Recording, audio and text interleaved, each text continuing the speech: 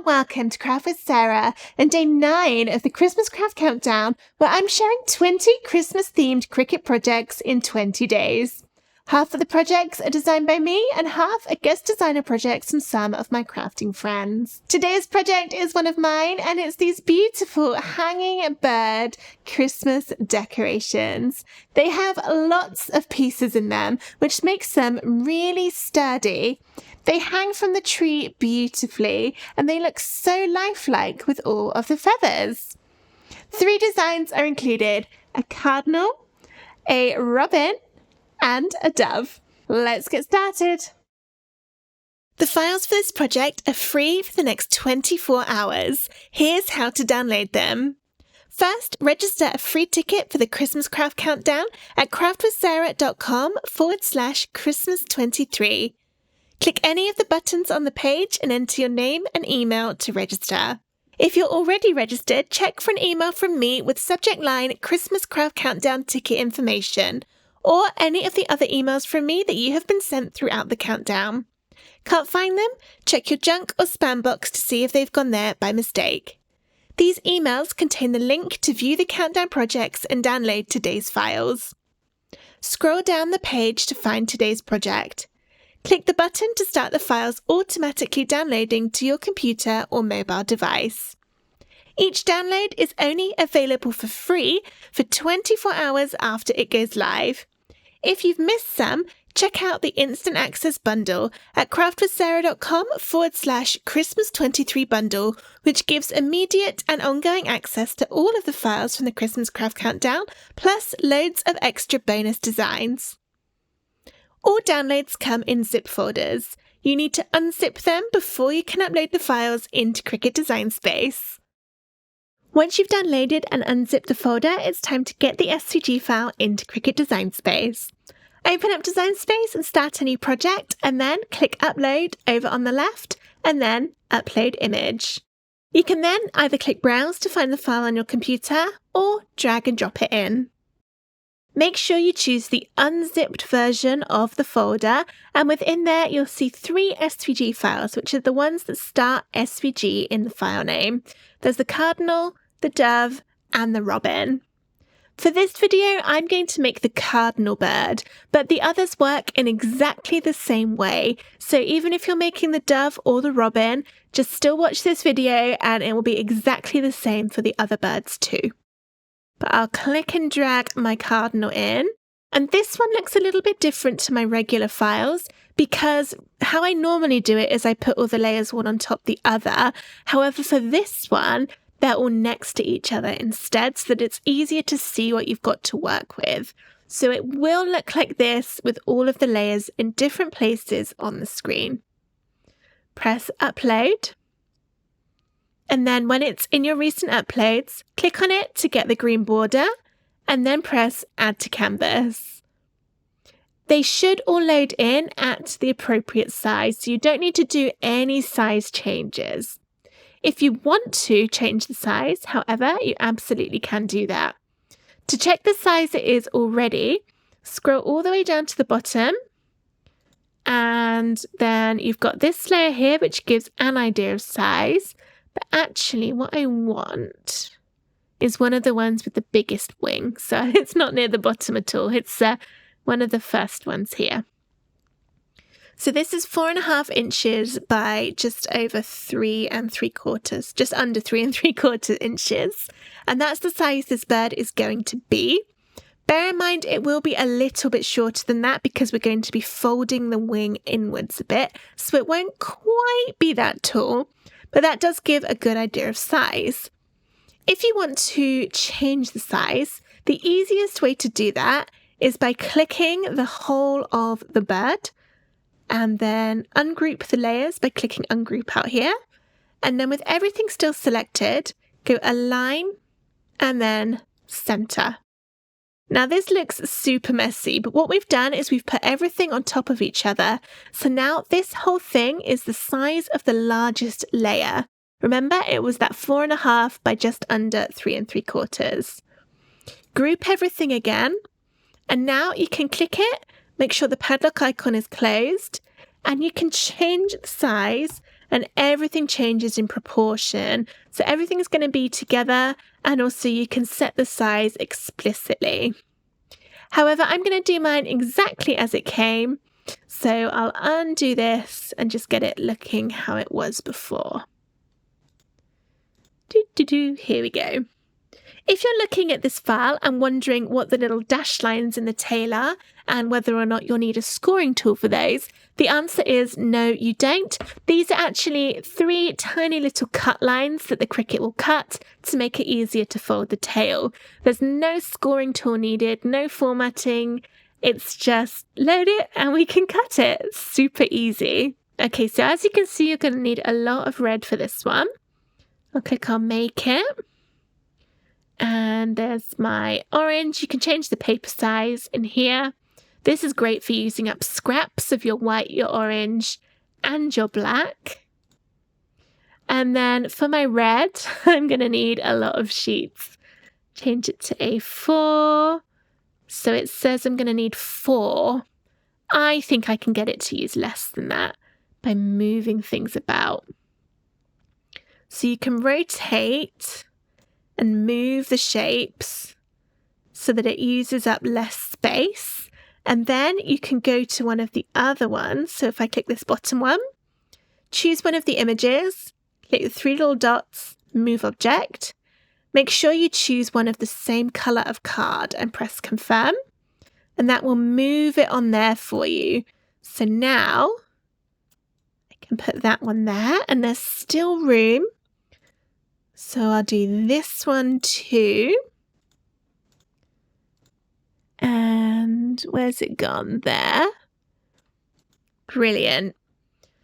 And I could probably play about with these 2 and get that one onto there too, and only need 2 sheets of card. In fact, let's just do that. So that's this one. Move it to this one. I just love doing this because I hate using more card than I absolutely need to. So if I can condense it down, you bet your bottom dollar that's what I'm going to be doing. Again, just make sure nothing's overlapping. And there's one more to move onto here. And that's there. Brilliant. So now I've got all of those bird shapes onto just 2 sheets of card. And don't worry that you've now got empty ones. Those will disappear when you click the continue button to connect to your Cricut machine. So when you're happy with how everything is looking, hit that continue button and then follow the on-screen instructions to get everything cut out from cardstock. Here are the pieces of the cardinal bird cut out, and I've led them in order so that I know which way I need to stick them around. And it is a little bit tricky to get the order right because they're very similar. So what I really recommend you do is look at the assembly guide PDF file, which is included in the download folder for these designs, and make sure you've got all of your little bird shapes in the correct order. And for this cardinal, how it works is each side of the body is 5 separate pieces. And then we've got the middle bit, which is the bit with the little hole, and then the same 5 shapes, which will be the other side. And then we've got the little face bits. Now for this video, I'm not going to show you how to make the dove or the robin because they go together in exactly the same way.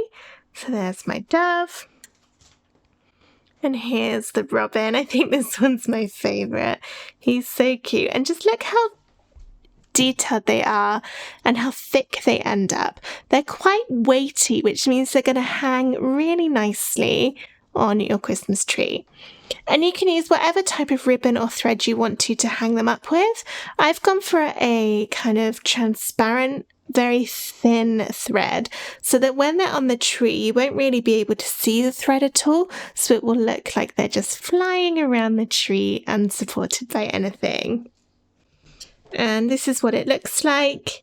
It is very, very thin, so hopefully it won't snap, but you could always double it up if you wanted it to be a bit more secure. Alright, so I'm going to start with one of my sides. let's move all the other bits out of the way so I don't get confused.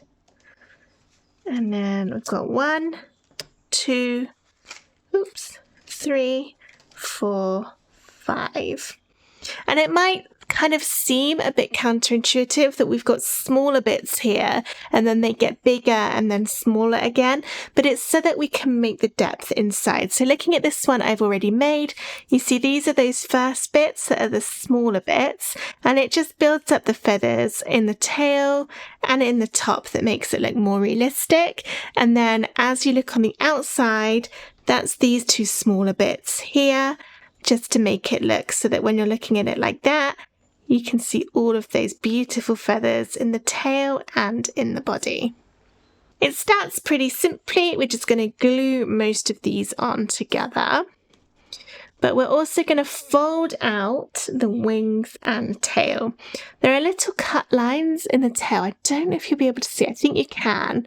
Just these little lines here. I'm going to use those to gently fold out that tail. And we will be doing the same with the wings. This one is more of a kind of gentle bend, which is why it doesn't have the lines in it.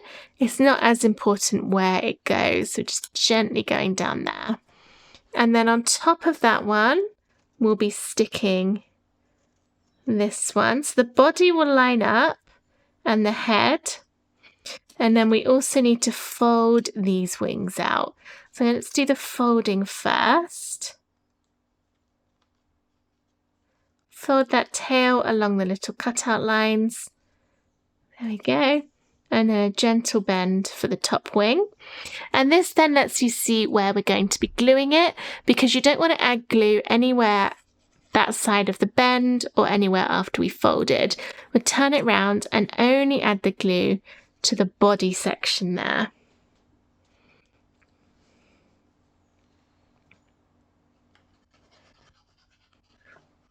I'm going to add quite a bit of glue because this does end up heavy once everything is stuck together.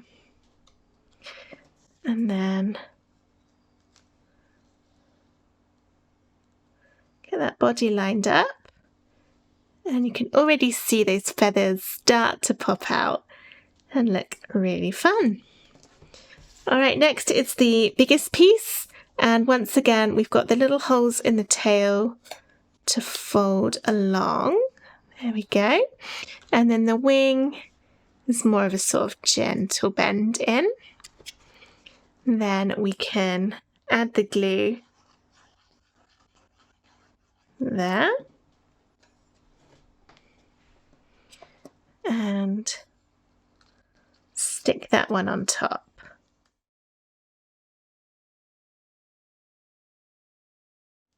We can play about with the bends at the end, so don't worry if you're not quite happy with them now. We can fix it when it's all put together. Next layer, once again, fold that tail and gently bend the wing. This one's also going to be glued.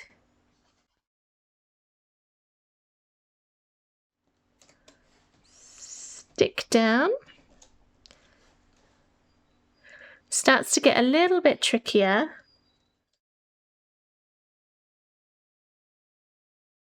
And then for the final piece, the outside one, you can absolutely glue this and it will still look lovely, but I like to stick this one on with foam squares just to give it one final pop of dimension. And before I do that, let's actually stick the face on. That's going to be easier to do now, I think. Will it? Yeah, it probably will be. Okay. Face is all glued. And if you've got the robin, then it's got a few more pieces.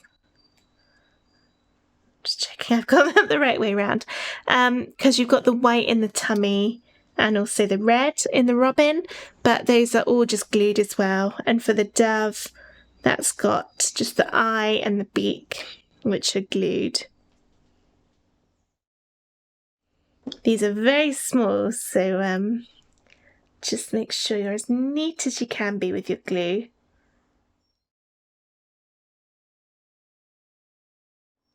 Okay, I'm going to let that dry before sticking it onto there.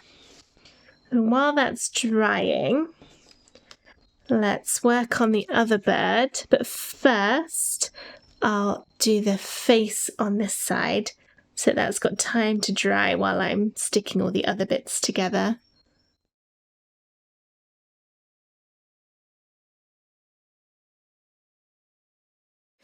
Right, we've got this side to do, and this goes together exactly the same way as the other side we've already done.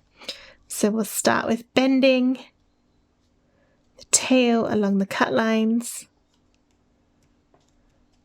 and a gentle fold in the wing. And then I'm going to whiz through the next few pieces because you've already seen how I stuck these bits together.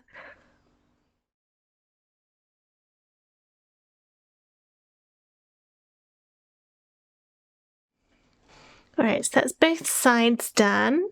Now my glue's dry, I can use my foam squares. I might actually just put them straight on here to get this last layer together.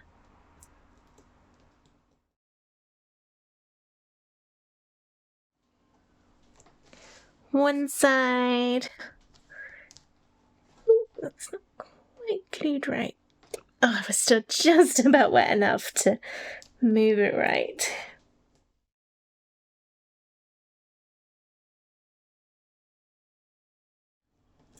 Both sides now done. Okay, now for the middle bit, I'm going to add my ribbon thread thing in first. You can do it once it's stuck together, but it gets a bit trickier. It's much easier to do now. Thread that through. Then you would tie a knot in it. I'm really bad at tying knots, especially with something I can't actually see.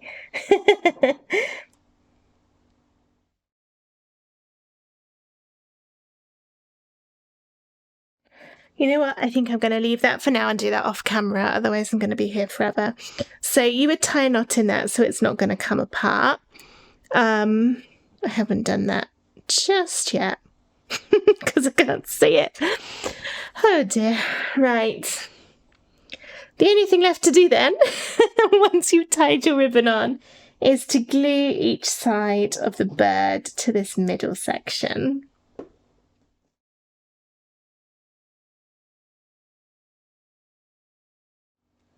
To that side, and be careful because it will move about a bit until that glue is dry. But there we are, that's that beautiful feathering effect, and if you want to you can still fold them out a little bit more or less, get them looking exactly how you want them. But I just love how realistic this looks. It's really, really pretty, and all three of these birds will look amazing up on your Christmas tree when you decorate it this festive season. I hope you enjoyed this video on how to make these whimsical bird decorations. If you did, please give the video a thumbs up and subscribe to my YouTube channel for loads more Cricut crafts and Christmas fun. I hope to see you tomorrow for day 10 of the Christmas Craft Countdown. Don't forget, the link to get the cut files for this project is craftwithsarah.com/Christmas23, but they're only free to download for 24 hours after this video goes live. Thank you so much for watching. Bye!